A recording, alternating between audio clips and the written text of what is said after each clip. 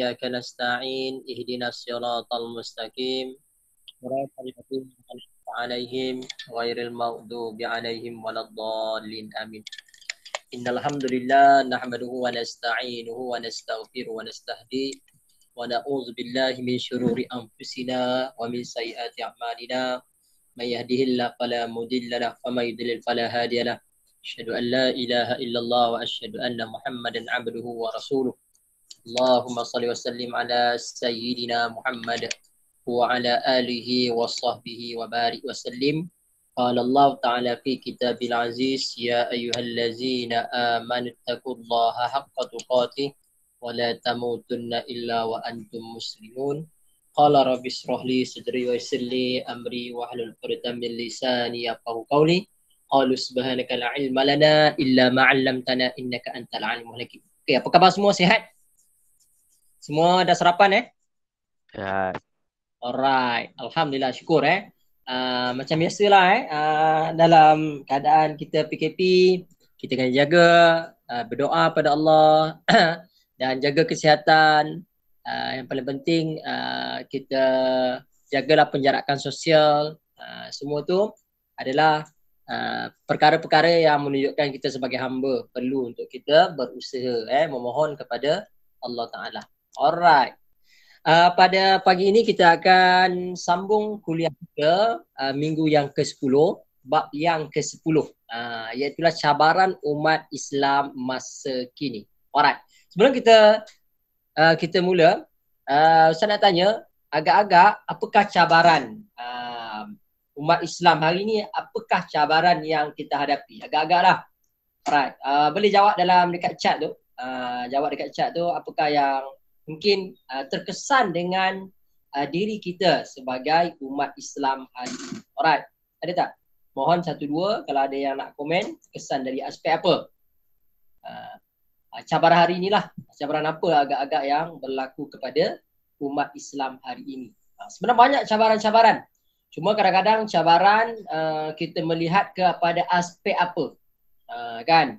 Pemikiran barat semakin berleluasa menguasai dunia. Ini Syahira kita kan. Ini antara cabaran. Sebenarnya cabaran paling besar bukan lagi peperangan dalam bentuk fizikal yang berlaku sebelum-sebelum ini. Tetapi peperangan yang berlaku adalah dipanggil Ghazwatul Fikri, peperangan elemen pemikiran. LGBT, berita palsu. Dalam berita palsu ni, sebagaimana Fathul Qodir sebut ni, komen tu sebut berita palsu. Nabi sebut akhir zaman nanti akan ada syahadatul zur, kesaksian palsu. Maknanya berita-berita fitnah. Benda tak betul, tapi dibuat betul. Sebab apa? Sebab ini dipanggil cabaran yang berlaku umat ini. Jadi kita tengok apakah cabaran yang berlaku kepada umat ini. Okay. Kalau kita tengok mutakhir ini umat Islam seluruh dunia berdepan dengan pelbagai cabaran yang menguji keimanan, kepercayaan dan pegangan mereka terhadap Islam. Dan di antara isu yang hangat diperdebatkan di masa ini adalah isu kelemahan umat Islam. Dan pengertian kelemahan yang melanda umat Islam kini meliputi kemunduran dalam pelbagai lapangan kehidupan, kemiskinan, kedaifan, perpecahan, pertelingkahan sesama sendiri dan pelbagai isu kemelut dan krisis yang menghimpit umat Islam masa kini. Dan keadaan ini berlaku amat jauh berbeza dengan jaminan Allah Ta'ala kepada umat Islam sebagai umat yang terbaik dan menjadi contoh kepada kehidupan pelbagai aspek. Maknanya apa yang berlaku hari ini seolah-olah dia lain sikit. Yang mana Allah Ta'ala sebut dalam surah Ali Imran ayat 110, you are the best. Kuntum khairu ummatin ukhrijat linnas. Kamu ini adalah umat yang terbaik dikeluarkan kepada umat manusia. Seolah-olah kita ni dah tak terbaik dah dari aspek susah, miskin, dhaif, bertelagah sama sendiri, berebut kuasa. Dalam keadaan hari ini ditambah pula dengan COVID. Maknanya ini antara musibah besar yang melanda seluruh dunia, iaitulah penyakit. Allah Ta'ala datangkan penyakit. Dan ia berlaku dalam surah Al-Baqarah pun Allah Ta'ala sebut وَلَنَبْلُوَنَّكُمْ بِشَيْءٍ مِّنَ الْخَوْفِ وَالْجُوعِ وَنَقْصٍ مِّنَ الْأَمْوَالِ وَالْأَنفُسِ وَالثَّمَرَاتِ وَبَشِّرِ الصَّابِرِينَ. Wala nabluwannakum bisyai'in, kami akan beri sedikit pada manusia ini syai'in minal khauf, daripada perkataan takut. Takut dengan COVID, memang kena takut lah. Takut dengan COVID ni bukan bermakna takut tidak, maknanya kita takut pada Allah. COVID ni daripada Allah Ta'ala, jadi Allah Ta'ala uji kita, jadi kita takut pada Allah Ta'ala. Minal khaufi wal ju', dengan perasaan lapar, tak cukup makanan, banjir datang, habis semua barang-barang rumah. Ni cabaran-cabaran yang berlaku kepada umat Islam hari ini. Jadi cabaran itu bagaimanakah sepatutnya kita kata tadi, kita ni umat terbaik, sepatutnya kita menjadi rujukan, tetapi kita dah terbalik. Jadi terdapat ramai ulama tersohor yang telah mengupas persoalan ini dalam buku-buku mereka, menjelaskan hakikat sebenar tentang musibah yang menimpa umat Islam. Antaranya Abu Hasan Ali An-Nadawi, Syekh Muhammad Al-Ghazali, Yusuf Al-Qardawi, Syekh Mustafa Mahmud. Contohnya Syekh Yusuf Al-Qardawi telah menyimpulkan keadaan umat Islam hari ini. Pertama, umat Islam hari ini umat yang lupa diri. Kita tak sedar diri. Kan? Kenapa kita tak sedar diri? Yang mana kita ni sebenarnya umat yang terbaik. Tapi prasyarat yang Allah Ta'ala kata umat yang terbaik ini, iaitulah you are the best itu, iaitu ya ta'muruna bil ma'ruf wa tanhauna 'anil munkar wa tu'minuna billah. Ini yang dikatakan umat yang terbaik. Maknanya umat yang terbaik tapi kita lupa. Seolah-olah kita hari ini semua sebersegi, kita ni lemah. Aspek kepimpinan, aspek pengurusan, aspek kebendaan, aspek amalan pun lemah, PKP pun lemah lagi. Maknanya kita lupa diri umat terbaik. Itu yang pertama. Yang kedua disebut, kita ni umat yang tenggelam di belakang timbunan kemajuan material. Kita ni satu umat yang mana leka tenggelam dengan keadaan timbunan kemajuan material. Maju dah kita, hebat dah. Dulu kalau basuh baju, jemur sehari sampai ke petang. Hari ni tak. Basuh sejam siap kering, masuk mesin pengering terus. Tapi kita masih lagi tak dapat beribadat sepenuhnya kepada Allah. Masih lagi tak boleh baca Quran 1 juzuk sehari. Masih lagi kita tak boleh berzikir. Masih lagi kita tak boleh berselawat kepada baginda Nabi. Masih lagi hari ni kita tak boleh tak sedekah. Tak boleh nak call mak ayah. Kan? Tapi sekarang ni student mahasiswa, dia duduk dekat rumah kan. Tapi ni kita kata kalau duduk dekat IPT, call Pak Mak Ua je. Mak ayah tak call kan. Ni timbunan material kadang-kadang. Dan yang ketiga, umat Islam daya fikirannya jumud dalam keadaan pemikiran yang sempit. Duduk di bawah bawah tempurung, katak di bawah tempurung. Dia tak tahu dunia luar. Orang dah sampai ke bulan, dia masih lagi merangkak-rangkak. Masih lagi ambil doktrin lama. Hari ni kita dah belajar online, dia masih lagi bersemuka je. Dia tak nak online juga kan. Tak mengikut, tidak selalu mengikut dan tidak berdaya. Ini umat Islam hari ni Dia pun sebut la haula wala quwata illa billah. Tak ada daya upaya melainkan dengan izin Allah. Betul.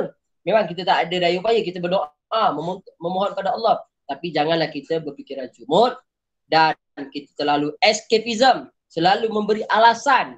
Ini kalau umat Islam hari ni bagi alasan. Kalau nak bagi 1001 macam alasan, kita boleh bagi. Tetapi untuk kita nak perform menjadi you are the best, umat yang terbaik ini, maka kita jangan ada alasan, jangan ada escapism. Ni ustaz baru buat cuti, kelas time cuti pun dah ada orang report kan. Kesian lah ustaz, ada kesian dengan orang lain kan, kena report sebagainya. Ini salah satu benda cabaran yang berlaku kepada umat Islam hari ini. Kadang-kadang benda-benda kecil pun tetapi mentang-mentang yang dalam kelas tu mungkin ada MPP, gah lah MPP ni kan. Tapi setakat ni tak ada lagi orang yang buat macam tu lah kat ustaz. Tapi ustaz kesian orang lain lah. Sebab apa? Sebabnya berfikiran jumud, bukan berfikiran yang sebenarnya lah. Yang keempat, umat Islam dalam hari ini kekuatan ekonomi yang lemah, tidak berfungsi. Kan?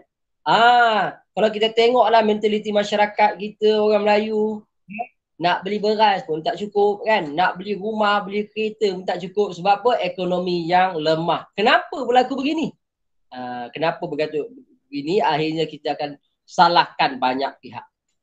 Sebenarnya Allah Ta'ala sebut dalam Quran pun banyak. Kalau bab rezeki ni, kita sebut rezeki bukan duit rezeki ni banyak ayat Quran cerita pasal rezeki. Rezeki daripada isteri, rezeki daripada suami, rezeki daripada anak, rezeki daripada tempat kerja, rezeki daripada perniagaan, rezeki yang tidak disangka-sangka. Semua tu adalah rezeki-rezeki. Cuma sejauh mana kita menggerakkan saja. Sebab rezeki ni telah ditentukan. Masa dalam perut mak kita ni dah tentu dah berapa kau dapat, berapa, semua tu kita dah dapat. Ya, takkan boleh ditambah, takkan boleh diperkurang. Itu memang betul lah tu. Cuma sejauh mana kita tak tahulah berapa banyak kita dapat. Cuma sejauh mana kita berusaha. Jadi umat Islam ini rezeki tidak berfungsi. Kalau pun ada kaya sikit orang dengki, orang buat fitnah, orang hantar macam-macam untuk menjatuhkan. Dengki mendengki itu banyaklah. Perasaan hasad dengki. Dia ada PhD tambahan Dan umat yang kuantitinya belum berguna walaupun jumlahnya besar. Kita ni jadi masyarakat pengguna bukan pencipta. Sepatutnya kita ni masyarakat yang mencipta, yang create the job, bukan job seekers. Ni macam ini Fidaus, lepas habis je degree ni jangan cari kerja isi borang, buat kerja, buat bisnes, buat macam-macam. Jangan menjadi masyarakat yang mana kuantiti saja tapi tak ada kompetensi. Kena ada kompetensi. Kita kena menjadi orang yang hebat. Sebut nama kita orang pun dah gerun. Macam itulah nama Saidina Umar disebut gerun. Syaitan pun kona. Maksudnya kita kena jadi umat yang hebat. Berguna. Bukan jumlah kuantiti yang banyak tapi kualiti. Kualiti yang berkesan. Ini kita nak. Jangan, salah satu masyarakat yang berkualiti ni simple je. Tunjuk result. Ni aku punya result. Tunjuk result. Jangan ini bapa aku. Macam orang kata buat sketsa kan. Pengarah filem itu abang aku. Pelakon filem itu adik aku. Yang ni itu disebut dia. Lalang kau apa? Aku tolong tengok filem dia. Dia menengok je kerja dia kan. Jangan Yang keenam, iaitulah kekuatan umat Islam hari ini tidak berdaya akibat mengutamakan kekuatan jasmani daripada rohani. Ini paling besar. Umat Islam hari ini kalau boleh nak body sado, kan? Badan mesti hebat, tetapi ibadat Allah, baca satu buku surat pun dah letih, muak, kan? Bab semayang sunat pun tak buat. Dia mengutamakan jasmani. Rumah mesti besar, kereta mesti besar, tetapi ibadat kurang, dengan orang lain tak berapa nak mesra, contohlah. Ini perlu yang kita perbaiki. Dan umat Islam, sistem pendidikan dan media masa tidak menyokong pembinaan sahsiah. Hari ini kita berhadapan dengan fitnah media sosial. Kalau satu masa dulu kita sebut FB lah, tapi hari ini umat Islam dah masuk dalam FB. Jadi kita semarakkan dakwah, semarakkan penyampaian yang baik-baik. Hari ni kita ada TikTok. Masuk dalam TikTok. Sudah Ustaz buat TikTok. Tapi janganlah terkinja-kinja, terlompat-lompat. Janganlah. Buatlah kata-kata yang benar, yang baik, nasihat. Tak ada masalah. Dalam dakwah ni, jangan kita tengok terlalu prejudis satu perkara. Ini cabaran umat Islam ini. Cabarannya adalah kekuatan dalaman. Kekuatan dalaman inilah mesti anda semua tengok supaya mampu kita berhadapan dengan cabaran. Alright. Okay. Jadi cabaran-cabaran semasa di Malaysia. Apakah cabaran semasa di Malaysia? Ini persoalan yang berlaku. Dalam konteks Malaysia, kerajaan telah merangka 10 prinsip utama dalam konteks sebelum ni lah, Islam Dauri lah, dan juga konteks yang semasa yang merupakan cabaran dalam konteks menghadapi umat Islam di Malaysia. Apakah cabaran-cabaran yang perlu kita lakukan hari ini? Antaranya aspek keimanan dan ketakwaan kepada Allah. Ini aspek cabaran yang umat Islam hari ini. Kan? Rasa-rasa agak-agak lah iman kita macam mana sekarang ni? Kita akan berlaku iman. Ustaz, iman tak boleh diukur. Yes, betul. Iman tidak boleh diukur. Iman tidak boleh diwarisi. Dalam lagu tu kan. Iman tak dapat diwarisi. dari seorang ayah yang bertakwa. Ia tak dapat dijual beli. Kan? Mana iman ni tak dapat diwarisi. Jadi iman kita macam mana? Kalau bapak kita ulama, kalau bapak kita ustaz, kalau bapak kita orang biasa, kalau bapak kita petani yang bertakwa kepada Allah. Dia petani bertakwa, dia engineer bertakwa, dia peniaga yang bertakwa. Tapi anak dia belum tentu. Sebab apa? Sebab iman ada masalah. Ketakwaan kepada Allah. Yang paling penting dalam beriman, bersyukur pada Allah, sentiasa kita sangka baik dengan Allah, dan kita kena berusaha, kena berdoa. Ini masalah umat Islam hari ni kat Malaysia. Kan? Sebab apa? Dia banyak tak usaha, banyak tak memohon pada Allah, banyak memohon kepada bos, takut dengan bos, contoh kan. Dia nampak elemen-elemen tu. Ya? Sebenarnya Allah lah yang bimbing kita. Allah lah yang pandu kita, guide kita kan. Huda ni petunjuk. Kita minta petunjuk Allah, Allah guide, pandu kita. Yang kedua, kerajaan adil dan beramanah. Ini yang perlu ada dalam keadaan umat Islam hari ini. Bagaimana sebuah kerajaan yang adil dan ada integriti. Integriti ni payah. Amanah ni payah. Dia melaksanakan tanggungjawab. Kalau kerajaan yang pentingkan diri sendiri tu ada orangnya, dia beramanah tu agak berat. Yang ketiga, rakyat berjiwa merdeka. Ni rakyat yang berjiwa merdeka ni payah. Rakyat kita masih lagi terpenjara, masih lagi nanti orang kata apa, kita kata engkau buatlah cara macam ni, engkau buatlah video macam ni, engkau buatlah konsep macam ni. Dia kata tak boleh Ustaz, ini dah menyalahi akta. Kan? Kita kata, kau pakailah tudung. Tak salah ni Ustaz. Dalam perlembagaan Malaysia tak ada suruh pakai tudung. Kurang hajar punya jawapan dengan. Dalam perlembagaan Malaysia pula dia bedalnya. Kita kata berjiwa merdeka lah kau. Nak merdeka di akhirat. Tapi tak apalah kan. Tak apalah, dia tak merdeka lagi. Nak buat macam mana kan. Dan yang keempat, penguasaan ilmu. Hari ni kita bukan apa. Nak masak patin tempoyak pun tak tahu. Makan tahu. Kan? Siakap tiga rasa tak tahu. Ini dalam kulinari, kuliminari. Dalam bab ilmu masak. Belum lagi dalam ilmu pertukangan. Dalam ilmu agama. Yang mana ilmu agama, bab akidahnya, syariah akhlak, yang menjamin seseorang itu untuk masuk syurga atau masuk neraka. Kan? Ilmu tu out lah. Belum lagi ilmu IT, teknologi. Belum lagi hari ni orang sebut pasal meteor jatuh lah, berbunyi kat Sabah Sarawak lah kan. Itu lagi lah out kita daripada knowledge tu kan, penguasaan ilmu. Banyak ilmu kita ni ilmu media sosial. Bukan salah ilmu media sosial, boleh, tapi sebagai tambahan. Tapi the pure ilmu tu kena belajar. Kan? Kalau benda betul laki lah ilmu-ilmu yang berkaitan dengan kitab-kitab turas ni kan, belajar lah. Berguru. Jangan seorang guru. Contoh hari ni kamu belajar dengan ustaz. Cari lagi ustaz lain, cari lagi. Dalam bab akidah belajar dengan ustaz contoh. Kamu cari lagi 10 ustaz yang mengajar kamu bab akidah. Baru kamu dapat perbezaan kat mana apa semua. Dan kamu tidak akan prejudis. Kamu tidak akan kata, ustaz ilmi saja yang baik. No. Tidak. Semua ustaz baik.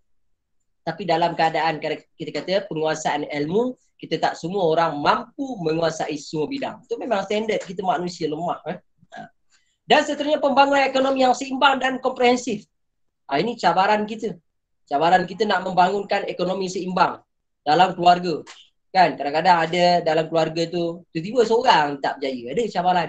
Jadi kita kena sebagai abang, sebagai adik yang berjaya, hantar, ajar kakak abang kita, adik kita ni, bagi dia joran, bagi dia pancing supaya dia boleh mengair ikan sendiri. Bukan kita bagi dia duit, contoh kan.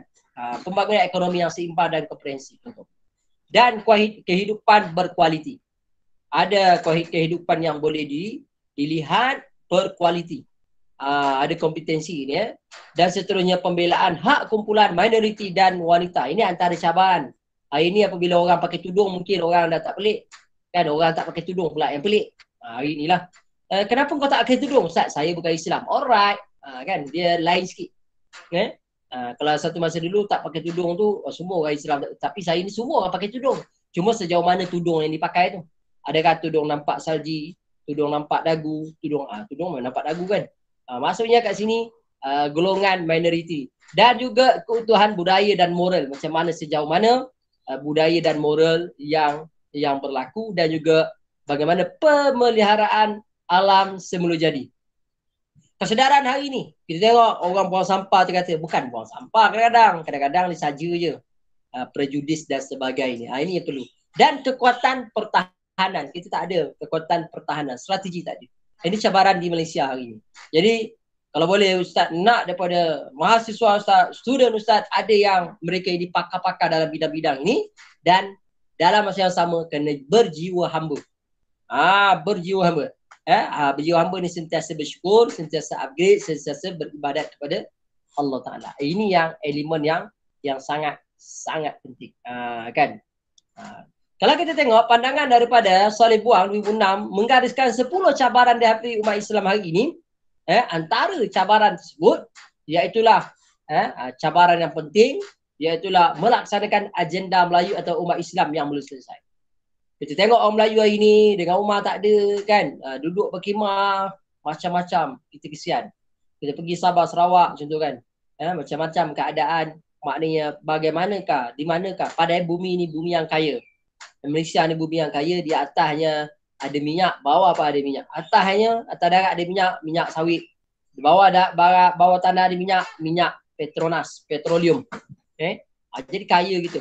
Ada emas pula. Hari ni dia orang kata ada emas ni rupanya ada jalur emas.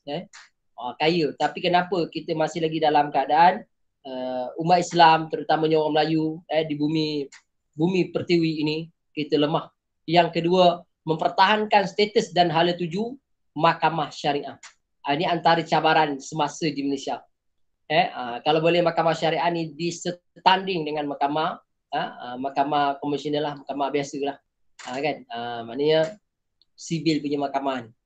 Jangan ada double standard. Mahkamah syariah hukuman paling tinggi je 3 tahun penjara. Mahkamah sibil paling tinggi 100 tahun penjara. Sepatutnya dia equality lah. Kan dia kena, sebab apa? Kita adalah majoriti umat Islam kat Malaysia. Jadi sepatutnya kita ni mestilah berpandukan kepada mahkamah syariah dan mengembalikan keyakinan rakyat sepenuhnya kepada institusi kehakiman negara. Ini antara perkara. Sebab masih lagi orang tak percaya. Orang yang bersalah dikata tak bersalah, orang bersalah dikatakan tidak bersalah, orang yang tidak bersalah dikatakan bersalah. Itu balik Ustaz sebut ni. Jadi maksudnya orang ragu dengan sistem kehakiman kat Malaysia. Jadi sebenarnya ini sangat polemik, cabaran umat Islam, dan seterusnya kita nak memperkasa dan merakayasa jawatan kerajaan dan agensi awam termasuk Jabatan Agama Islam Negeri. Maknanya kita nak hebatkan, perkasakan cabaran dan juga menangani pengaruh global Christianity. Ini pandangan daripada Saleh Buang 2006. Maknanya Kristian punya polemik, pandangan hari ini, bagaimana mereka kita kata berhadapan, kita berhadapan dengan gerakan antarabangsa, Zionism antarabangsa termasuklah, dan juga meneruskan projek Common Law ala Malaysia yang telah berkubur, dan memperbarui pembersihan undang-undang negara yang tidak selaras dengan hukum syarak. Maknanya tengok undang-undang yang agak bertentangan dengan syarak, agak-agak ada tak. Ini antara peranan cabaran di Malaysia. Dan juga memperbarui undang-undang pokok yang tidak lagi pada ala baru. Tengok undang-undang yang menzalimi ke apa sebagainya. Ini cabaran yang berlaku. Dan mengawal pembangunan yang tersasar, pembangunan yang tak betul, berlaku penyelewengan, dan juga memperkukuhkan undang-undang alam sekitar. Macam mana kita nak, contohnya apa, siapa yang membuang sampah ni menyebabkan berlakunya sungai ditutup sebagainya, kena. Ini antara cabaran yang disebut oleh Saleh Buang 2006, yang mana semua cabaran-cabaran ini berlaku kepada kita dan menjadi satu perkara-perkara yang penting untuk kita faham situasi. Alright. Kalau kita tengok pandangan daripada Mufti Perak, berpendapat bahawa antara cabaran yang dihadapi oleh Islam negara ini, antaranya pemindahan budaya daripada barat. Kan? Pemindahan budaya daripada barat ni macam mana? Daripada American Idol jadi Malaysian Idol. Jadi macam-macam lah. Ini semuanya pemindahan budaya barat. Cara makannya, cara pakainya, pakaian, cara filem. Sekarang ni orang-orang Melayu, filem-filem Melayu contohnya kan, dah ala-ala macam barat. Cara berpakaian pun dah ala macam barat. Ini orang Melayu ke orang barat? Ini antara kesan-kesan dalam bentuk nyanyian, dalam bentuk hiburan, dalam bentuk cara bercakap, mengikut undang-undang mana. Dia tak nampak akhirat, dia nampak barat sebagai rujukan. Dan juga yang kedua disebut oleh Mufti Perak, iaitulah secularism, pemisahan agama dalam kehidupan. Yang mana sekular-sekular ni berlaku pemberontakan di Perancis, revolusi Perancis sebagainya. Yang mana berlaku kita kata pada masa itu dalam keadaan orang Perancis ini dikuasai oleh puak gereja. Pada masa itu, orang Perancis, mereka ni dah ke depan, buat kajian sains dan teknologi sebagainya. Tapi orang-orang gereja ni kongkong mereka untuk berkarya, untuk mereka ni memikirkan, buat research, development, R&D sebagainya. Lalu berlaku pemberontakan kepada puak gereja, akhirnya gereja kalah, jatuh, dan mereka membuat kata putus. Dalam urusan agama, engkau pegang gereja. Dalam urusan pentadbiran, kami pegang. Sekarang ni, ini panggil dualism. Maknanya dia memisahkan agama dalam kehidupan. Dalam pentadbiran, dia ambil, dalam agama bagi pada puak gereja. Maka itu dah diimplement kepada masyarakat orang Islam hari ini, dan mereka beranggapan ustaz-ustaz tak layak jadi pemimpin. Teruk betul Padahal aku ada master tu. Kan? Dia anggapnya tak layak. Contohlah. Walaupun ustaz-ustaz ni tak ada master ke, tak ada degree ke, tetapi sebenarnya mereka ini ada kompetensi memimpin. Apabila mereka ada pengalaman, bagilah peluang. Tak ada masalah. Kan contohlah. Tapi kadang-kadang mereka beranggapan orang agama ni jumut lah, tak boleh berfikiran waras lah. Sebab apa? Sebab pakai serban lah, tutup kepala lah, otak tak sampai oksigen. Macam-macam kau orang kutuk. Orang-orang agama ni contohlah kan. Sebab apa? Mereka mengatakan dalam kepala mereka, mereka beranggapan bahawa mereka kata ustaz-ustaz tak layak jadi. Kau pegang masjid surau sudah ustaz, tak payah masuk campur urusan orang dalam pentadbiran. Nampak tak? Ni pemikiran telah dijajah, yang kita kata telah transfer budaya daripada barat tadi, sehingga orang yang keluar daripada mulut mereka, ustaz-ustaz tak boleh jadi prime minister. Kan ulama tak boleh jadi prime minister. Ulama tak boleh jadi pemimpin. Masalah. Dia beranggapan mereka saja. Sebenarnya dalam teori kepimpinan, pemimpin itu dilatih, diasah, dan tak ada orang pun tentu jadi pemimpin, melainkan dia di-upgrade sikit. Bukan berdasarkan kepada sijil ke apa ke, itu teori. Tetapi adalah berdasarkan pengalaman. Ini dipanggil yang kedua, sekularisme. Jadi mereka percaya dengan sekular, akhirnya mereka meletakkan cara keadaan begitu, sekular lah. Dan yang ketiga, budaya hedonism. Hedonism ni budaya hiburan, berhibur. Berhibur bukan salah. Berhibur tiada salahnya, kerana hiburan itu indah. Hiburan tak salah. Cuma yang salahnya apa?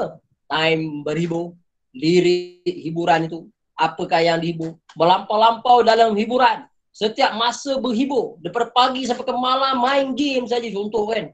Daripada pagi sampai malam dengar lagu saja. Daripada pagi sampai malam 24 jam, kan. Tak nampak benda lain. Yang nampak hanya berhibur. Ini panggil hedonism. Hiburan yang melampau. Hiburan melampau dia ada? Ada. Golongan mana ni? Banyak golongan, terutama orang muda. Orang tua pun ada. Yang tengah joget mati. Kan. Malaikat sakaratul maut. Malaikat maut datang, sakaratul maut. Sebab apa? Tengah berhibur. Na'udzubillah lah. Tapi saya nak sebut kat sini, maksudnya budaya hiburan. Budaya yang tak terlepas daripada mahasiswa. Daripada apa ni, kita kata masyarakat hari ini. Contoh, berhibur lah, berhibur. Jadi itu antaralah. Dan juga pluralism. Plural. Banyak, semua sama. Kita agama semua sama. Semua agama membawa kepada Tuhan. Kan budaya yang mengatakan akhirnya kita pun tak berdakwah. Tak apalah, agama tu pun buat baik juga. Kan dia nampak. Dia tak tahu pluralism ni tidak ada. Ada sebahagian, ada tidak sebahagian. Itu manusia. Dan juga wabak AIDS dengan HIV. Kan ini memanglah apabila undang-undang tidak dilaksanakan, Allah Ta'ala datangkan balik. Dan dalam perzinaan, mereka yang melakukan perzinaan, Jika tidak ada undang-undangnya, Allah Ta'ala datangkan penyakit AIDS yang sehingga hari ini tidak ada ubat, HIV. Ini yang berlaku. Ini antara cabaran yang dihadapi oleh umat Islam hari inilah yang perlu kita cakna, kita concern. Alright. Contohnya Abim 2006 juga mengenapasi 6 cabaran lain yang dihadapi umat Islam, antaranya liberalism, liberal.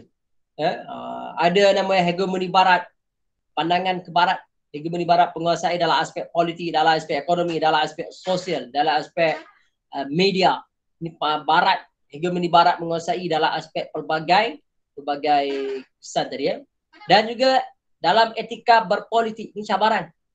Politik tidak matang, politik yang tidak baik. Sepatutnya politik mestilah matang, merentas partisan, maksudnya kalau baik apa yang disampaikan oleh lawan kita tu kita terimalah. Jangan kita pakat pukul rata mentang-mentang dia bukan daripada kita terus tolak terus. Kita kena profesional. Yang betul-betul sokonglah walaupun dia bukan parti kita.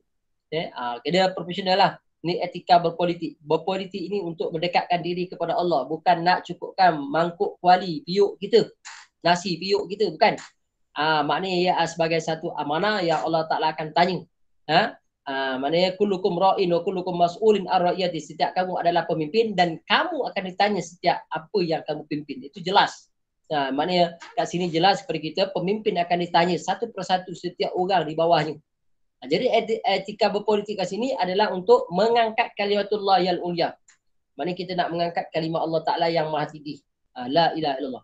Dan seterusnya Abim meletakkan yang keempat, cabarannya itulah masyarakat madani, masyarakat Madinah, masyarakat bertamadun, masyarakat yang ada berprestasi tinggi.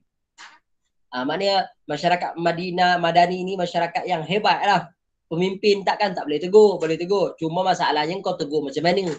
Tegur ikut saluran. Maknanya masyarakat Madani ini masyarakat yang kenal Tuhannya siapa dan dia pun Warabbul Ghafur. Baldatun thayyibatun warabbul ghafur.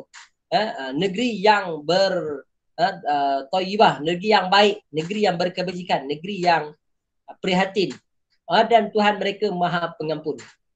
Maknanya dia ibadat dengan Allah, begitu perform ikut apa yang Allah Ta'ala sebut, Nabi katakan. Maknanya itu masyarakat Madani. Dan juga isu perpaduan nasional. Hari ini kita berhadapan dengan isu perpaduan. Sebab apa? Ada orang-orang yang menangguk di air yang keruh. Mereka tidak mahu menyatakan isu ini. Dan juga isu memperkasakan moral bangsa. Kita berhadapan dengan persepsi negatif. Sebut dalam penjara berapa banyak? Orang Melayu ramai. Berapa ramai orang isap dadak? Orang Melayu paling banyak. Berapa banyak kes mencuri ni? Orang Melayu. Berapa ramai kes bercerai? Rupanya orang Melayu juga, kajian lah macam tu. Tapi kalau Islam tidak begitu. Islam mesti hebat. Islam menjuarai semua perkara. Konsep dia macam itulah. Ini yang perlu ditekankan. Dan keseluruhannya dapat disimpulkan umat Islam hari ini berhadapan dengan cabaran, berbagai jenis cabaran yang diklasifikasikan kepada dua, iaitulah cabaran yang datang daripada umat Islam itu sendiri dan cabaran yang datang daripada luar, terutamanya barat. Jadi kita ada dua kekuatan, sama ada daripada diri kita sendiri, umat Islam sendiri, dan juga daripada barat. Dalam teori SWOT analisis ada disebut SWOT, strength, kekuatan kita apa? Kita ada W, weakness, kelemahan kita. Kekuatan daripada dalam, kelemahan daripada dalam. Dan juga ada O, opportunities. Opportunity ni daripada dalam, dan juga ada ancaman daripada luar. Ini dalam teori pengurusan dinyatakan kepada kita, ada begitu. Jadi sebenarnya kita sebut cabaran-cabaran tadi umat Islam hari ini sebenarnya daripada dalam dan juga daripada luar. Daripada dalam takkan kita tak boleh ubah. Daripada luar mungkin kita tak boleh ubah. Tapi sebenarnya boleh ubah dengan kita mengadakan kita kata penahanan tertentu. Maknanya kita dah blok dengan cara tertentu. Ini sangat signifikan untuk kita memahami situasi itu. Dan antara cabaran yang datang kepada umat Islam sendiri adalah jahil. Tak nak belajar. Kan? Dah suka makan patin tempoyak tapi malas nak belajar macam mana memasak patin tempoyak. Cakap tiga rasa. Pandai pula nak makan tapi tak nak pula belajar macam mana nak masak Siakap 3 saja contohlah. Dah tahu kita ni tak sampai ke bulan lagi, buatlah R&D research untuk buat kajian dan masukkan bajet sikit untuk R&D untuk kita ni jadi astronaut contohnya. Kan? Tengok macam mana hari ni China nak buat matahari. Gila ke China nak buat matahari? Tapi itulah hakikatnya. Sebab apa? Mereka ada ilmu. Kita bolehlah kata alah gila ke China. Kita kata kita lah sebab tak ada ilmu kan. Dia orang ada ilmu. Dia orang boleh buat. Sebab apa? Mereka ada macam-macam keadaan. Kejahilan ini sangat yang peliknya jahil ni. Kalau kita sedar kita jahil, okey. Masalahnya kita tak sedar kita jahil. Itu masalah problem lah. Kan? Yang lagi jahil mengatakan orang lain jahil, kita je yang betul. Banyak hakim-hakim ni. Contoh kes Ustaz Abid Liu kan. Ustaz Abid Liu hari ni banyak buat program-program. Kita condemn Ustaz Abid Liu. Jangan. Kita tak mampu buat, janganlah kita komen Ustaz Abid Liu. Sokong orang. Doakan dia. Ni kita pula kata Ustaz Abid Liu ni begini, begitu. Jangan. Kita lah tak buat. Tengok je di rumah melepak je kan. Tiba-tiba kita komen tak tahu pasal. Kita berpersepsi negatif kepada dia. Sebenarnya kita tak mampu buat, orang tu buat. Mereka mampu buat, doakanlah. Sokongan moral contohlah. Ni Ustaz tak sokong mana. Mungkin ada lah benda-benda yang sikit tu lupa ke lah. Daripada 100%, 2% saja yang tak buat, tak ada masalah. Kan? Lulus lagi. Tu contoh. Kadang-kadang kita di media sosial banyak komen. Sebab apa? Komen tak tahu. Kita tak tahu. Kita hanya dengar, Firdaus cakap macam tu, saya pun cakap macam tu lah. No. By evidence, by bukti, baru boleh kita boleh komen. Jangan nak sembarangan komen. Jadi kali kalau tanya, apa pandangan awak Firdaus? No comment. Kalau dia kena batang hidung kita, baru kita komen. Kan? Dia menzalimi kita ke sebagainya, itu boleh komen. Tapi kalau dia hanya melibatkan perkara-perkara yang harus, yang tidak bertentangan dengan syariat, memang jelas-jelas, kadang-kadang walaupun bertentangan dengan syariat, rupanya dia tak buat pun. Kita dah komen awal. Sebab apa? Ilmu tak ada. Persepsi tadi. Dan kurangnya penghayatan terhadap umat Islam. Ini antara elemen yang berlaku. Terutama yang berkaitan dengan akidah. Banyak lagi kepahaman-kepahaman hari ini yang mana rosaknya umat Islam sebabkan akidah yang lemah. Kan? Pelbagai bentuk krisis kepercayaan dan polemik akidah berlaku. Terutama dalam masyarakat Islam yang menjadi petanda dan kayu ukur dapat menentukan tahap kelemahan seorang Muslim terhadap ilmu agama. Jadi ilmu agama Ustaz, saya dah belajar lah dulu dalam degree, dalam bidang usuluddin. Tak apa, kau belajar sampai mati. Ustaz masih lagi belajar. Masih lagi kita belajar dengan tutup guru. Belajar. Sampai mati belajar. Sebab apa? Kita dapat ilmu hari ini, untuk hari ini kita tahu. Esok kita tak tahu lagi, belajar lagi. Jadi Ustaz harap, walaupun kamu HR, admin, pengurusan, pentadbiran, office sebagainya, ilmu agama sangat penting. Jangan kamu menghukum satu perkara disebabkan kejahilan dan sebagainya. Dan banyaklah sebenarnya yang berlaku cabaran umat Islam. Antaranya contoh umat Islam ini terperangkap dalam ajaran sesat yang begitu mudah mereka menerima ciri ajaran sesat. Nak tengok ajaran sesat tak sesat, pertama satu je, dia sembahyang Jumaat ke tidak? Tengok tu je, dia sembahyang Jumaat ke tidak? Yang kedua, ajaran sesat ni, mereka ni dari segi amalan ni sama tak dengan kebanyakan orang. Contohnya solat berjemaah, menutup aurat, itu beberapa ciri lah yang tengok. Pertama, dia ni jaga tak solat Jumaat. Sekarang ni PKP lain lah. Ni Ustaz tak sembahyang Jumaat ni semua sesat. No. Sekarang ni kerajaan dalam isu kita nak jaga maqasid syariah, hifzul nafs, menjaga jiwa tu lain. Ni dalam keadaan aman.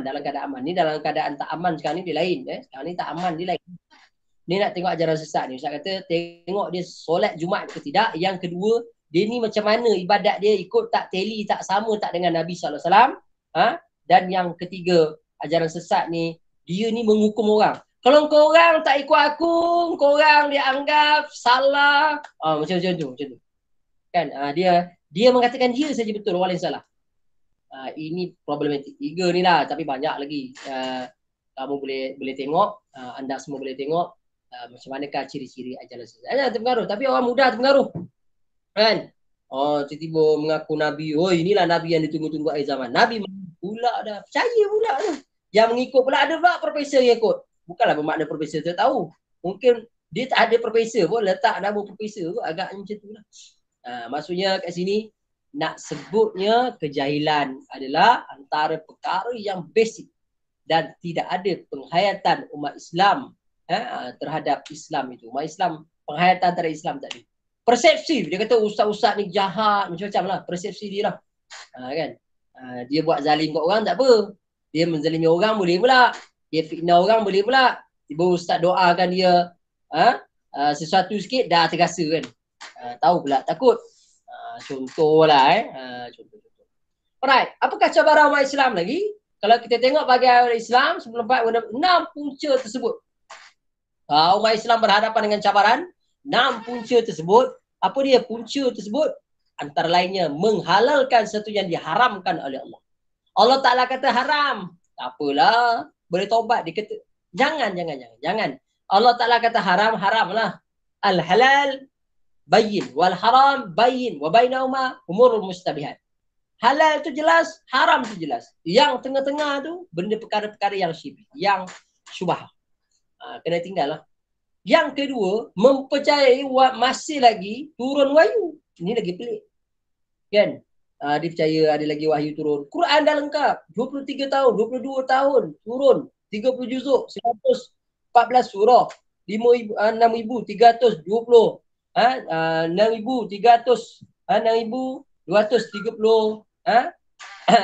apa ni 32 ayat 36 ayat dia berpandangan 6,336 ayat ataupun 6,000 ayat dan ada ayat yang jelas, ada yang ayat mutasyabihat yang sama-sama dia punya ayat tersebut. Jadi wahyu dah lengkap dan Allah Ta'ala dah gazetkan ini ayat yang telah dihazabkan hukum, ini ayat yang dihazabkan ayat hukumnya terpakai. Jadi banyak. Maknanya kita jangan lagi percaya wahyu masih lagi turun. Tak ada, wahyu tak ada dah. Yang ada hanya ilham, yang ada hanya mimpi dan mimpi bukan menjadi bukti dalil, hujah. Tak boleh, dia hanya untuk individu tersebut. Kalau dia mimpi untuk dia je lah. Untuk dia saja. Ataupun ilham. Ilham ni kena tengoklah bertentangan ke tidak. Contoh. Dan ada lagi isu mempercayai ada lagi Nabi dan Rasul selepas Nabi Muhammad, ada lagi percaya. Memanglah ada Nabi Isa, betul lah. Tapi dia bukan kelahiran, dia diturunkan oleh Allah Ta'ala nanti. Baidatul Baydha, di Manarul Baydha, diturunkan oleh Allah Ta'ala di Yaman, di menara Masjid Putih tu. Menara Putih tu. Dia bukan dilahirkan balik, dia turunkan saja. Nabi Isa diturunkan saja.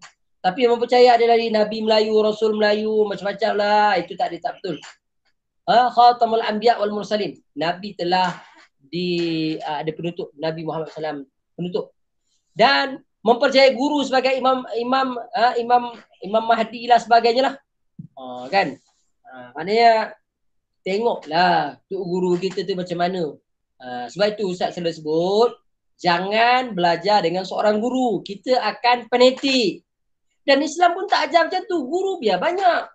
Imam Syafi'i, semua imam, kebanyakan imam dia banyak. Kan? Dalam soal ini kena banyak guru. Jangan seorang. Bila kita seorang, kita fanatik, kita akan nampak dia je. Dia sajalah yang paling power. Kan? Doktor masa. Jangan. Mentang-mentang Ustaz Doktor Masa kan. Ustaz letak nama Doktor Masa.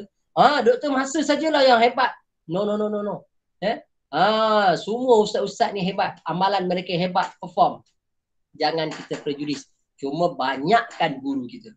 Kalau seorang tu kita nampak, kita telah letak dia lah akidah kita, rosak kita.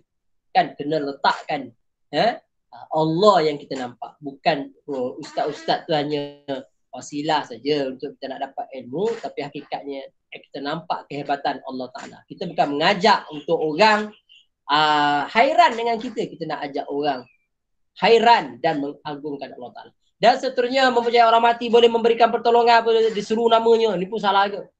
Cabaran ni. Ada pula pergi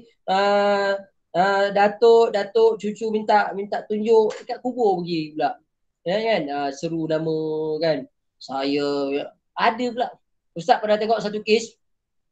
Kebetulan Ustaz dulu zaman budak-budak dulu pergilah ikut. Orang kata dia ni ada apa ni, kita jumpa pakar. pakar tulang pakar tulang. Yang maknanya dia ni panggil apa ya? Dukun patah. Dukun patah. Dukun patah ni maksudnya kalau orang tu patah, dia just pegang je, patah tu bersambung. Dan memang betul bersambung. Buat X-ray, patah dia, tapi dia melekat. Kan? Jadi ustaz pergilah. Bila pergi ya, terus dia bertukar. Kan? Bertukar bukan jiwa dia lagi. Masa dia mengubat tu, saya rupanya dah masuk jin ke dalam, kan? Jin ke dalam ke dalam badan dia, dan dia pegang saja orang yang patah tu boleh berjalan orang tu. Ini kadang-kadang diseru nama tu. Kan? Sebenarnya konsep dia orang mati sebenarnya dia tidak ada hubungan lagi dengan atas alam dunia. Dia tak ada hubungan. Tu Ustaz, melainkan dengan izin Allah Ta'ala tu isu lain lah. Melainkan Nabi lain. Nabi dia lain. Nabi, apabila kita pergi ke makam Nabi, kita ucap salam dan Nabi jawab salam kita dan Nabi hidup di dalam kuburnya. Itu istimewa perkara ni. Orang-orang biasa ni kita sebut. Orang mati dia ada barzah. Barzah ni pemisah, bukan alam dunia, bukan alam akhirat. Dia duduk tengah-tengah. Dia pun tak boleh nak bersuara, nak hantar apa-apa tak boleh, tak ada. Tak boleh. Bercakap pun tak boleh. Ini kena percaya. Ini perkara-perkara yang cabaran umat Islam ini, dan masih ada umat Islam yang percaya ini.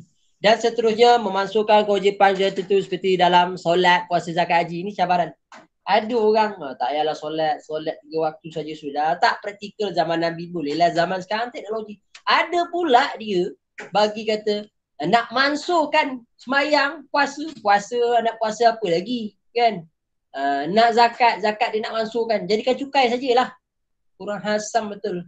Dia nak jadikan cukai saja. Dan juga perkara-perkara ibadat wajib. Jadi tak boleh lah. Ini antara cabaran umat Islam yang sebut bahagian hal Islam, supaya kita percaya, supaya kita memahami hakikat tersebut. Dan kepercayaan menyeleweng seumpama ini sudah tentu jelas bertentangan dengan rukun iman dan rukun Islam yang kita ketahui. Diubah yang kita pelajari dan kita yakin dan tidak pernah dipertikaikan oleh seluruh umat Islam seluruh dunia, kecuali mereka yang tersesat. Ajaran sesat tadi lah. Ajaran sesat ni bukan apa. Pertama dia nak dia tu jadi idola orang, supaya orang sembah dia, supaya orang memohon pada dia, memegang pada dia, bagi dapat bantuan. Tu je tu. Rasa dia diberi sesuatu. Kadang-kadang sangguplah untuk kepentingan dunia. Oleh sebab itu, kejahilan umat Islam adalah merupakan faktor berlakunya krisis akidah di kalangan umat Islam, sehingga menyebabkan wujudnya beberapa ajaran sesat dan pahaman yang bertentangan dengan syariat Islam sebenar. Kebiasaan orang jahil akan menerima sesuatu sepenuhnya tanpa membuat pertimbangan terlebih dahulu sama ada benar atau bertentangan dengan ajaran Islam. Ini pandangan daripada Azhar Abu Sama dengan Muhammad Yusuf Sulaiman tahun 2000. Sebab itu kita kena ada ilmu. Kalau ada ilmu, kita boleh beza. Orang tengok pokok kelapa je. Tapi bagi pakar pokok kelapa, dia tahu ini pokok kelapa jenis apa. Macam mana dia, tahun dia. Ini tengok dia punya pokok, dah tahu dah umur pokok kelapa ni berapa.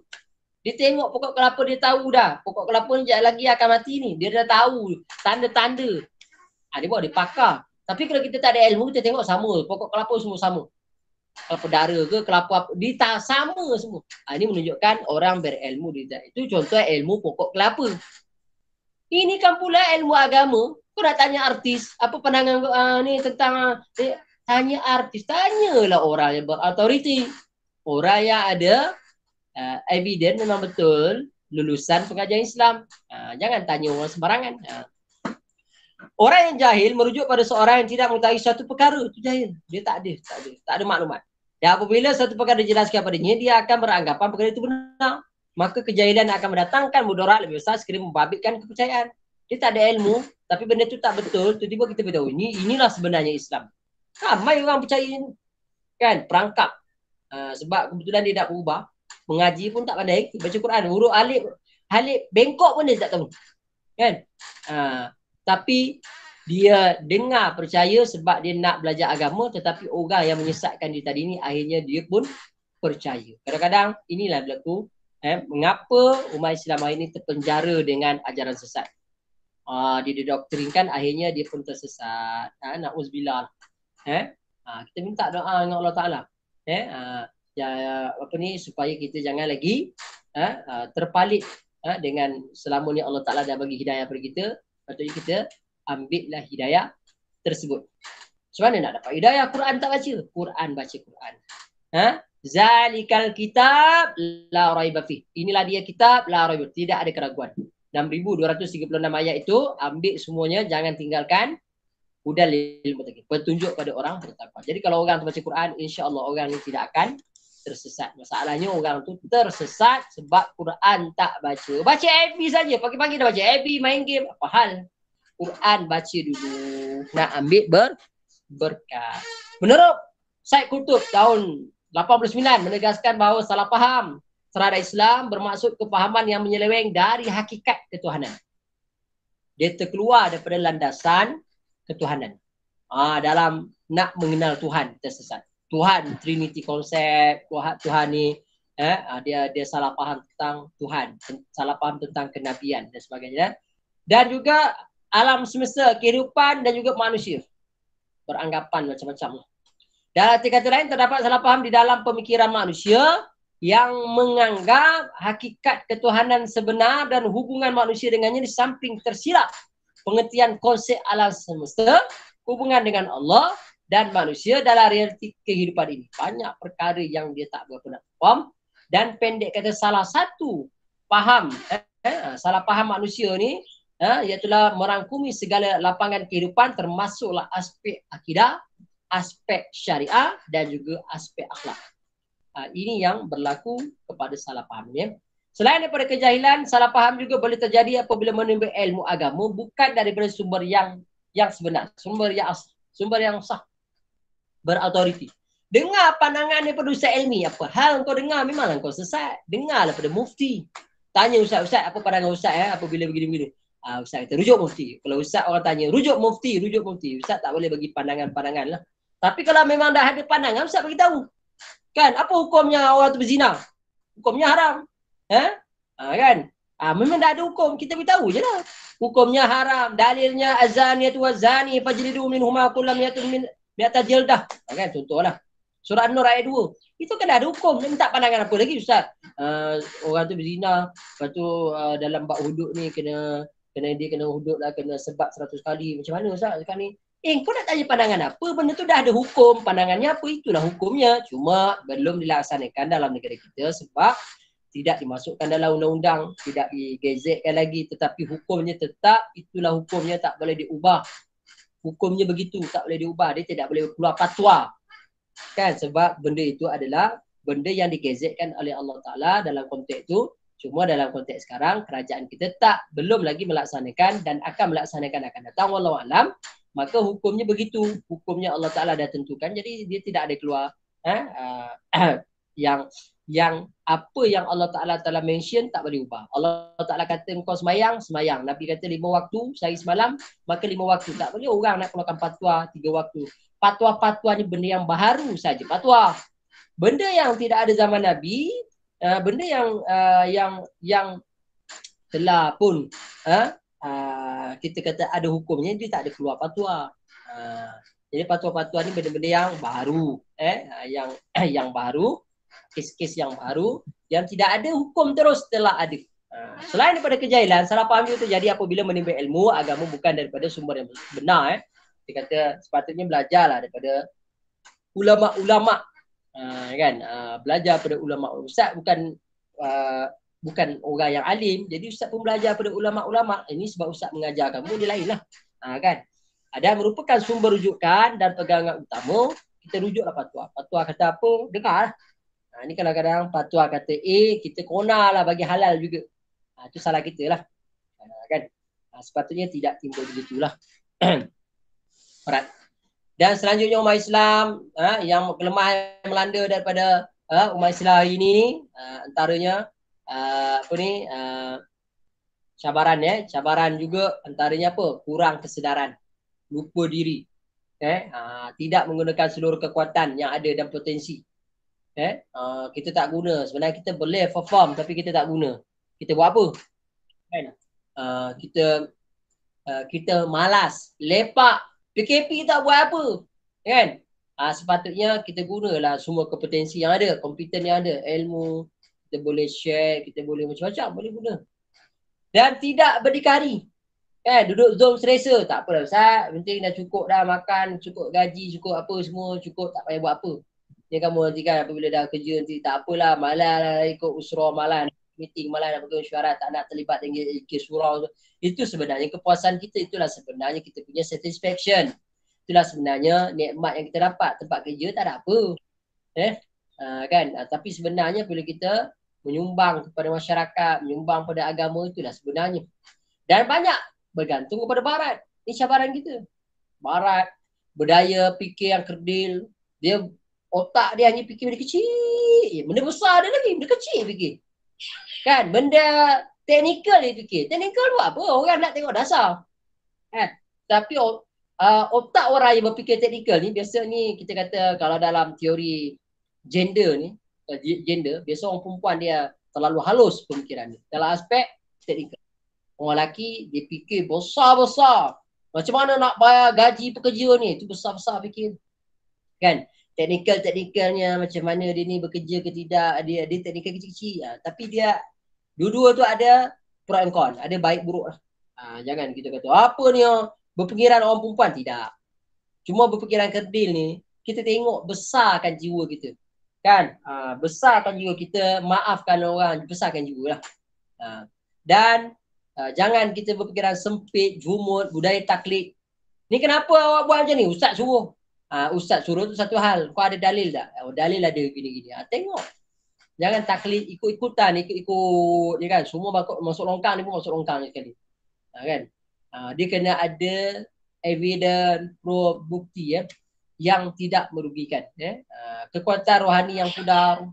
Macam Ustaz kata tadi, baca Qurannya, zikirnya, bergantung pada Allahnya, kekuatannya, kehidupannya, ketandusan ilmu pun problem. Ilmu tadika dulu. Ustaz, sembahyang ni macam mana Ustaz? Bila kali terakhir kamu belajar bab sembahyang? Masa tadika dulu. Tadika manalah? Tadika tak apa. Dia sentiasa upgrade. Kalau ada daurah sembahyang, pergilah. Kitab belajar, kitab sembahyang. Belajar. Ustaz, saya dah belajar dah 10 tahun. Ulang balik. Tak ada rugi. Muflis idea. Idea mesti sentiasa evergreen, segar. Jangan kita muflis. Cabaran.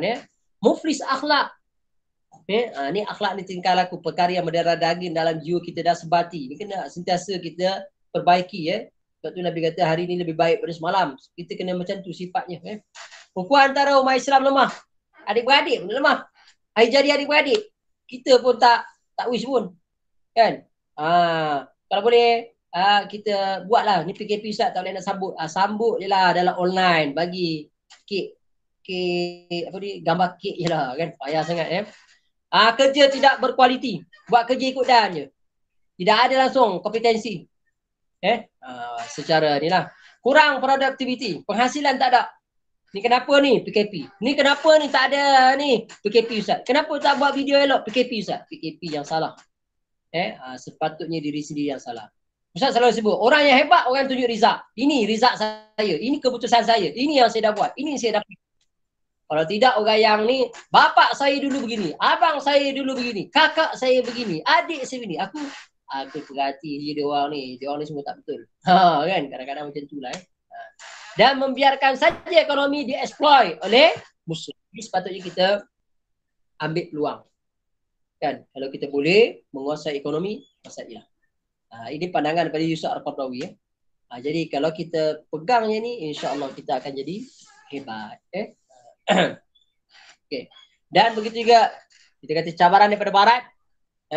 Yang mana cabaran jika ditinjau setiap lapangan kehidupan umat Islam hari ini, terdapat pelbagai jenis penyelewengan akidah yang berlaku sama ada secara sengaja ataupun tidak, dan merupakan penyelewengan agak rumit untuk dibetulkan. Di antara penyelewengan akidah yang berlaku secara meluas zaman ini adalah membebaskan diri daripada ikatan agama.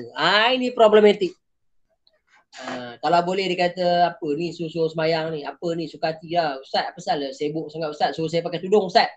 Ni ada student komen macam tu Ustaz. Ustaz kata Ustaz bukan sibuk pun. Kau nak pakai tudung kau tak pakai suka hati lah. Kubur lah lain. Tu jawapan Ustaz lah kan. Kalau orang jawapan tanya Ustaz macam tu. Tak kisah pun dia nak longgarkan ikatan keagamaan dalam diri dia. Tak apalah longgar. Ini antara cabaran. Kenapa? Dia dengar daripada barat. Kan? Tok guru di barat. Dia nampak. Tak apalah. Mak aku pun tahu lah. Macam Ustaz pernah. Ustaz tanya dia. Apa Ustaz kau pakai anting-anting dekat hidung? Alah Ustaz, ini baru 1. Mak saya 4. Mak dia pakai 4 anting-anting. Anting-anting dekat hidung tu. Ini bukan orang Cina, orang India ni. Ni orang Melayu Ustaz tanya ni. Ustaz kata baguslah. Nantilah. Tak apa. Kau pakailah sampai 4 nanti. Sampai makam nanti sampai 4 pakai. Sebab apa? Dia nak longgarkan ikatan agama dalam kehidupan. Dia ada trend macam tu. Agama lain boleh Ustaz. Kenapa Islam ni kenapa terlalu jumut? Kenapa pakai tudung? Pakai tudung tu pakai jumut. Tanyalah Firdaus. Firdaus kalau tengok orang tak pakai baju, tak pakai apa-apa agak-agak macam ni iman. Rasa macam mana? Ke Ustaz, saya ni tiang elektrik Ustaz, tak ada perasaan. Woi, teruk betul. Kan? Jadi Islam preventif lah. Islam ni untuk menjaga supaya tidak berlaku perkara yang tidak diingini. Ini ujian lah. Jangan kita nak longgarkan ikatan agama. Agama ni kita kata tidak, gama kacau. Ni bahasa Sanskrit. Jadi apabila kita beragama, kita ni akan terpimpin, akan tenang. Agama itu tidak, gama kacau, tidak kacau. Jadi orang beragama ni terpimpin, dia tidak kacau, dia tenteram. Jadi kita tengok. Kalau kita ni kacau, jiwa ni dalam keadaan kacau, maknanya kita ni kurang beragama.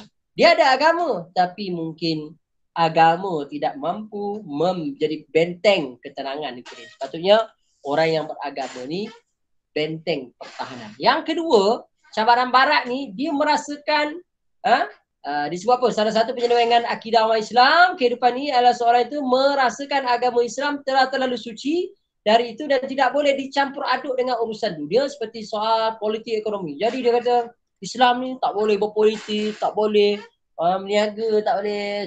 Dia kata biar pakai baju pun tetap tampal. Kalau naik kereta tu biarlah nak tercabut tayar. Ustaz yang pakai Merc ke BMW ni apa ni? Ustaz ni dah keduniaan. Apa ni Ustaz ni? Macam tu kan. Dia agama, dia beranggapan begitu. Dia tak tahu Nabi ketika mana berkahwin dengan Khadijah, berapa hantaran dia? 30 ekor unta merah. Unta merah ni kalau ikutkan kiraan 10,000 ekor contohlah kalau sekarang kan. Zaman tu macam tu lah. Kalau 30, bayangkan 300,000 tu hantaran. Mana Nabi kaya, nak sebut dia Nabi kaya, Nabi berniaga kan. Jangan kita kalau kita orang Islam ni kalau boleh rumah biarlah dia kemah-kemah, jumut tak apalah kalau ni tak apa ni biarlah susah-susah, naik pun kapcai saja. Ustaz nak semua ustaz biar pakai Lamborghini, Bugatti, Ferrari, biar orang nampak apa ni ustaz ni bukan dunia apa ni. Nabi pun kaya, Nabi Sulaiman kaya tu, Nabi Daud kaya. Bukanlah itu matlamat, alat kan. Ustaz yang bercakap yang ada segulung ijazah berbanding dengan ustaz yang hanya SPM, agak-agak orang akan dengar yang mana? Kan orang biasanya dijemput pada ustaz ni gini. Dia akan ini satu platform, bukan bermakna ustaz mesti ada degree ataupun bukan. Maksudnya kat sini platform untuk kita menyampaikan mesej Islam. Tapi persoalannya ada juga kita kata kadang-kadang tanggapan orang kita bagi ustaz-ustaz ni macam ni je lah tanggapan. Ingat ustaz-ustaz ni dia tak ada perasaan, ingat ustaz-ustaz ni tak ada tanggungjawab, ingat ustaz-ustaz ni tak ada komitmen, macam tu. Jadi kadang-kadang dia tak nampak apa ni ustaz ni terlibat dengan politik. Politik pun tak boleh ustaz-ustaz ni. Geng-geng ulama'-ulama' ni contoh kan. Ni dia campur adukkan urusan ke dunia. Dia tak boleh campur aduk. Kan? Kadang-kadang macam tu. Ini salah juga. Islam tu syumul lengkap. Semua. Dalam Islam ada politik, sosial, ekonomi, semua ada. Kan? Jangan beranggapan kalau ustaz terlibat dengan ekonomi lagi pula. Semuanya boleh. Ni ustaz bukan sebut ustaz ni. Kepahaman masyarakat merasakan agama tu terlalu suci, dia tak boleh campur aduk dengan urusan agama. Tak boleh terlibat dengan berniaga. Jomlah kita berniaga. Ustaz-ustaz tak boleh berniaga. Pasal ustaz-ustaz dia wakam dia suci. Suci dalam debu. Kan? Ini kena diperbetulkan ya. Okey, apakah implikasi daripada psikologi? Jiwa, logi ilmu kejiwaan ya.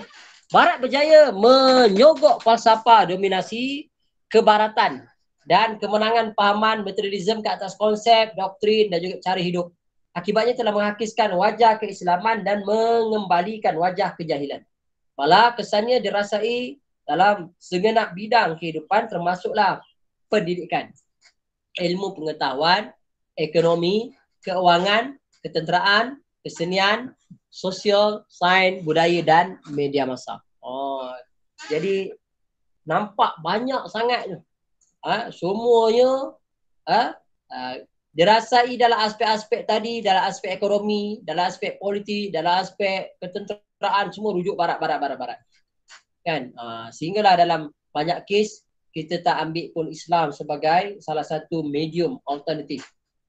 Kan? Dalam COVID-19 ini contoh kan.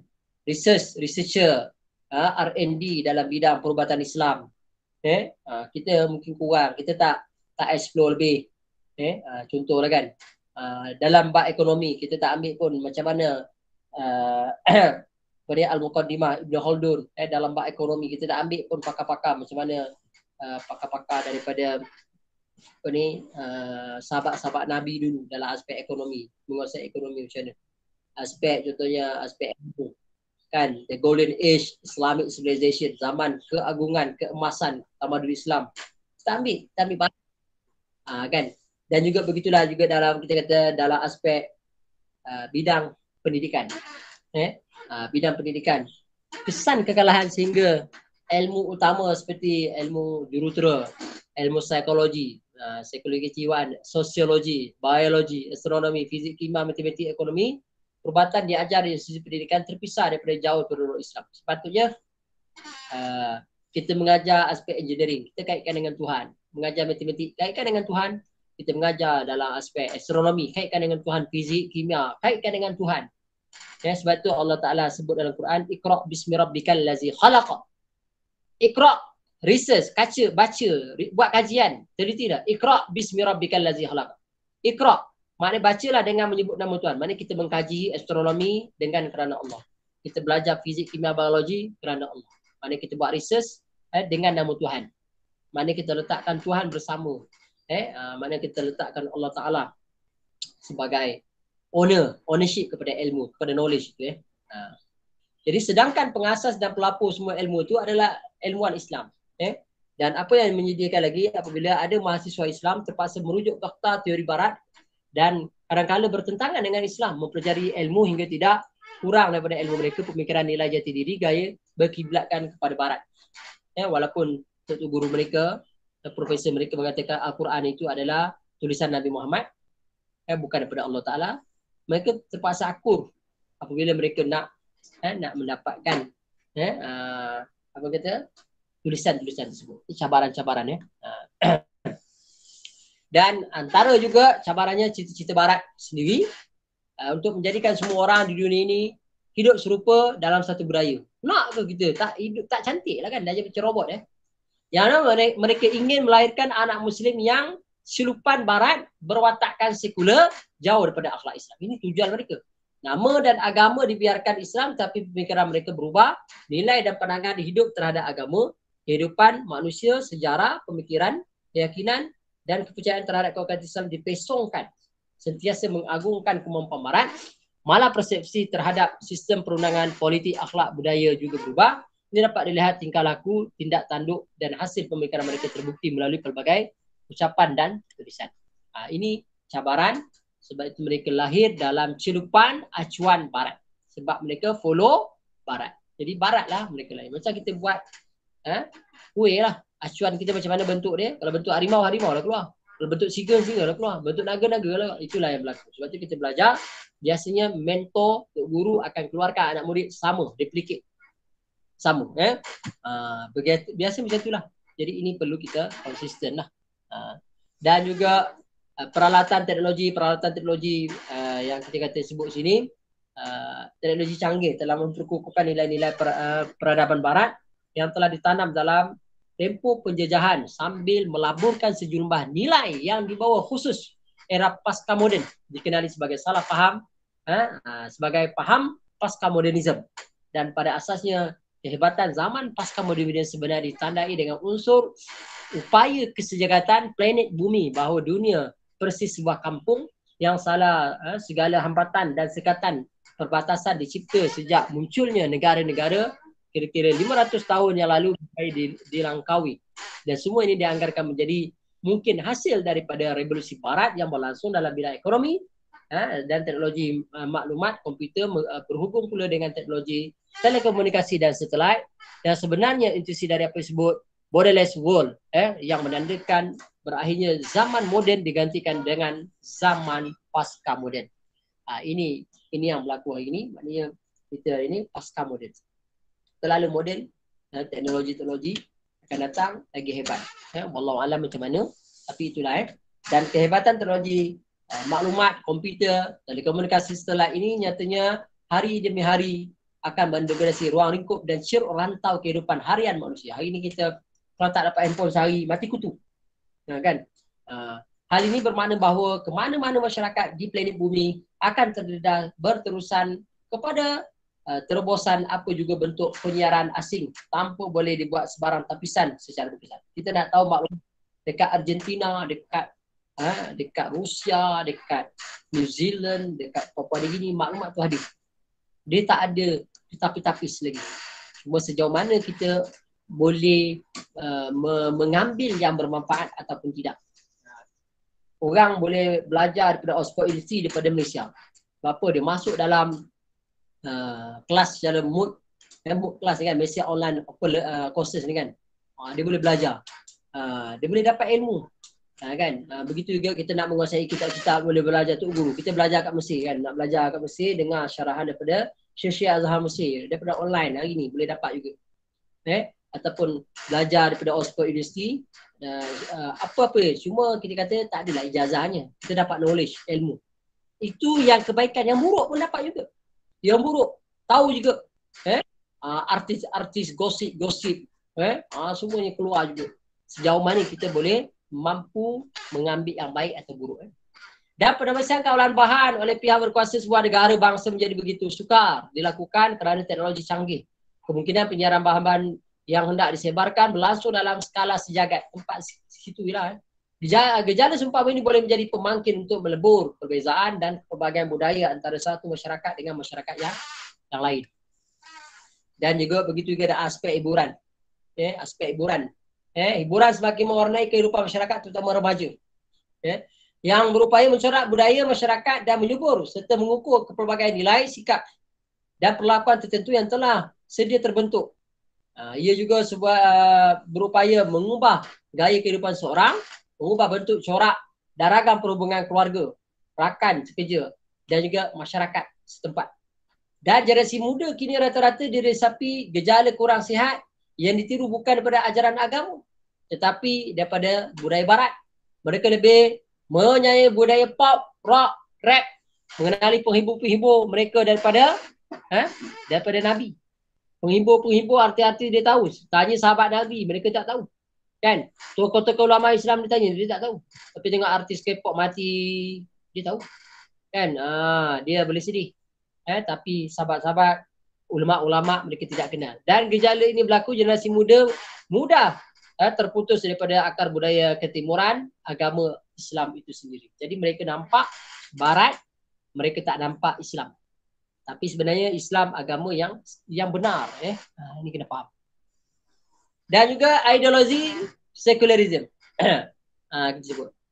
Sejarah telah mencatatkan bahawa sekular barat menyerang dunia Islam dalam pelbagai sudut kehidupan. Mereka memasukkan pahaman bercanggah dengan Islam atas nama moden dan perkembangan ataupun peredaran zaman. Golongan ini merupakan golongan yang menjadikan dasar mereka ini sebagai sekular. Golongan Islam ataupun pemikiran Islam liberal, Islam liberal, golongan yang ingin mengembangkan pahaman sekular Barat ke dalam kehidupan masyarakat sebagai menuju golongan ini. Yang mana pahaman tersebut pahaman bebas dan tidak menyekat dan mengungkung kebebasan umat Islam melakukan apa saja walaupun sanggup mempertikaikan hukum Allah dan perintah Allah. Ni Islam liberal ni. Kata liberal bergantung yang mana semua tadi mereka nak laksanakan. Mereka nak buat undang-undang baru. Kalau orang tu tak nak sembahyang, kenapa paksa sembahyang? Sepatutnya kita boleh paksa sembahyang lah. Kenapa pula Ustaz boleh paksa sembahyang? Memanglah. Contohnya Firdaus kerja dengan syarikat Ustaz. Ustaz paksalah dia datang kerja. Dia kata, suka hati saya lah Ustaz nak datang ke tidak? Banyak cantik muka kau. Kau dah kerja dengan aku, dia suka hati nak datang. Macam tu lah Islam. Kau dah masuk Islam, kau dah duduk dalam Islam, ikutlah Islam kata. Dan Allah Ta'ala kata kau sembahyang, sembahyanglah. Boleh jawab pula, suka hati saya lah Ustaz tak nak pakai tudung. Ini kebebasan lah. Pula kebebasan. Kau dah kerja dengan aku, tiba-tiba yang kau tak nak ikut peraturan aku. Kau pening kepala tu. Maknanya, ikutlah apa yang telah Islam telah tentukan. Jadi apakah ciri-ciri sekularisme ni? Kan antaranya penafian hal kerohanian. Dia kata sembahyang tu hak saya, Ustaz dah sibuk buat apa. Yang kedua, penafian terhadap kewibawaan orang-orang yang punya kedudukan yang tinggi dalam bidang agama. Ustaz-ustaz ni sama macam kami ke. Ulama' ni tak guna ni, tak ada kerja lain, menghukum. Ulama' bukan menghukum. Dia melaksanakan apa yang telah dibawakan, amanah yang telah ditentukan Allah Ta'ala. Allah Ta'ala kata haram lah. Ulama' ni dia ambil hukum yang telah ditentukan. Kita ambil saja. Menafikan adanya nilai budaya yang tetap. Nilai-nilai yang tetap. Tak ada ni. Semuanya relatif. Kalau dekat tempat tu semua orang nak berzina, maka bolehlah berzina. Ada yang macam tu. Pragmatis dia panggil. Menolak keimanan kepada Allah dan konsep ibadat. Tak ada ni iman-iman ni. Tak ada konsep ibadat ni. Allah Ta'ala dah jadikan kita, sudahlah. Dan menjauhkan agama daripada landasan penting sebagai panduan dan hala tuju hidup manusia dalam pelbagai bidang seperti kesenian, pendidikan dan moral. Jadi dia nak keluar suka hati dia je. Ini antara ciri sekular yang berlaku. Sebab tu mereka beranggapan ustaz-ustaz tak payahlah jadi pemimpin. Ustaz-ustaz ni kerjanya duduk dalam masjid surau. Dia tak tahu antara kita kata PLO ataupun matlamat daripada bidang-bidang degree ni. Dia keluar dari tadinya adalah leadership style, leader, dia memimpin. Kau bidang sains ke, teknologi ke, jurutera ke apa ke, kau akan ada sifat kepimpinan, sifat mengurus. Macam Firdaus kan, kita lantik dia sebagai ketua kita, dia buat macam-macam, dia buat drive lah, dia buat ini, itu memimpin. Mana ciri tu ada. Sepatutnya dia mampu, kompeten lah. Kompeten. Dan ideologi Islam liberal, ini salah satu juga cabaran. Yang mana cenderung kepada kebebasan dan pemerintahan yang demokratik menentang hak istimewa kaum bangsawan. Pahaman bebas kaum orang yang menganut pahaman liberal. Ni kan Islam liberal ni sama dia tu. Kita sama. Sepatutnya ada lah. China pun ada maharaja. Thailand pun ada maharaja. Amerika Syarikat pun ada dia punya ni. US pun ada. Britain pun ada raja kan. Contohlah Britain. Jadi kita nak menentang kaum bangsawan. Buat apa? Mereka ini adalah tuan tanah. Kan orang asal. Mereka ni adalah orang, kalau dalam konteks Malaysia, raja ni adalah payung pada agama Islam. Jadi kalau kita menentang, out lah. Dan bersifat dan berpandangan bebas, berpandangan terbuka. Ini kadang-kadang pemikiran. Dia tak tahu. Mati tengok macam mana. Bebas ke tak bebas? Ini bermakna golongan yang mengaku pahaman Islam liberal adalah golongan yang tidak terikat dengan mana-mana pandangan dan pendapat serta aliran pemikiran. Mereka ini juga mempraktikkan Islam dengan cara pandangan dan pendapat serta pemikiran terbuka. Tidak merujuk pada ulama'. Ni Islam liberal ni, dia tak rujuk ulama'. Dia tanya artis. Apa pandangan awak ya tentang sembahyang ni? Sembahyang ni tak payah buat pun. Tanya pula. Kan isu sekali, isu cium ketiak isteri, cium ketiak suami kan. Tanya pula artis. Kan? Orang dah keluar beritahu dah. Yang bab-bab melibatkan hubungan intim sama isteri ni janganlah diwar-warkan, janganlah dirakam ke hantar media sosial. Dan secara ringkasnya golongan ini boleh disebut sebagai golongan yang bersifat bebas adalah apa juga dalam hal Islam. Jadi ini salah satu daripada Islam liberal yang berhadapan dengan problematik masyarakat hari ini. Kena pula generasi Z. Z ni generasi tidur. Kan? Generasi Z ni generasi milenial.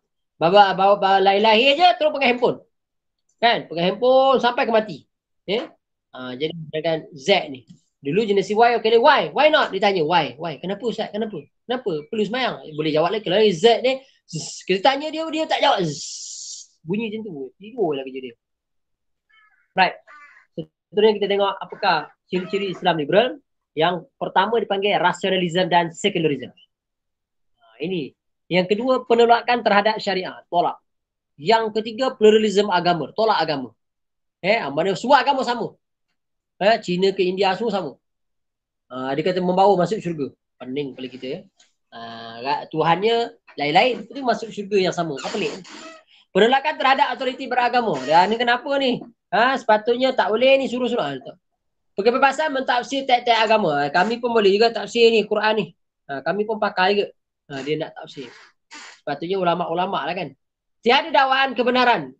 Relativism. Relativism ni satu pahaman di mana semua agama adalah sama. Semua konsep ada sama. Relatif.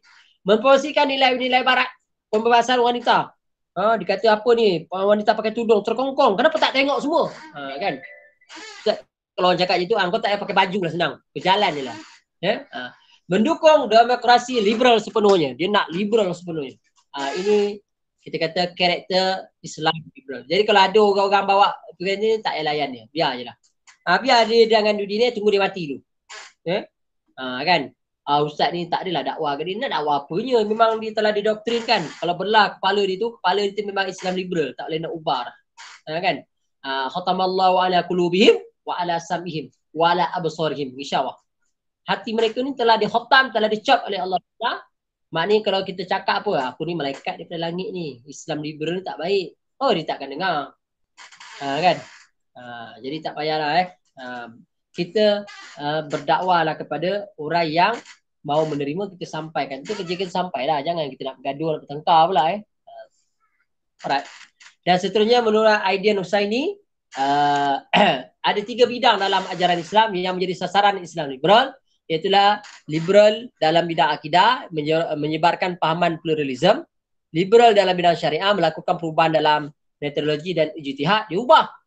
Kan? Kalau dulu hadis kita belajar ada sahih, ada hasan, ada dhaif. Sekarang ni semua yang pegang sahih saja. Hasan tak ada dah. Kurang hasan betul. Macam mana dia orang boleh ubah metod macam ni?